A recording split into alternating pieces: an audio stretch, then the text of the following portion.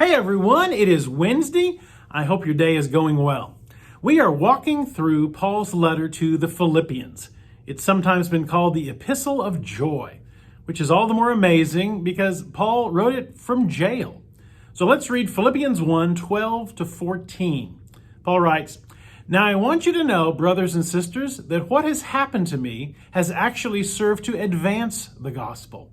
As a result, it has become clear throughout the whole palace guard and to everyone else that I am in chains for Christ. And because of my chains, most of the brothers and sisters have become confident in the Lord and dare all the more to proclaim the gospel without fear."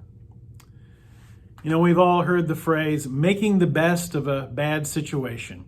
But for Paul, it was much more than this. He writes that his imprisonment has led to an actual advancement of the gospel, the good news. Paul spent about 2 years in a Roman prison, always chained to a Roman guard.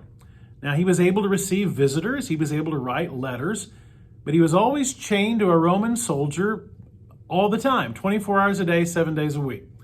How many Roman soldiers heard his story over that 2-year period? How many of them heard his conversations with his visitors or heard him dictating letters? Paul was a captive, a prisoner, but he didn't see it that way. Paul saw that he had a captive audience. And the men who heard the gospel, well, they were touched. Apparently, many of them believed. Paul had a chance to share the gospel with men who would have never listened to him in a synagogue or some other arena. And so Paul sees God's hand even in his captivity. You know, we've all been in a situation that we did not choose for the last 8 months. It's been incredibly difficult and painful.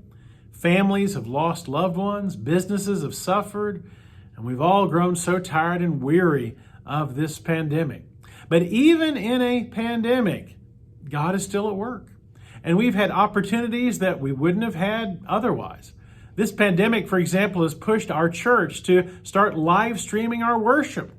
And many people are now able to worship with us because of that nudge, because of that push. Even in difficult times, we can find new ways to share God's love and to share God's message of hope and grace because God is good all the time.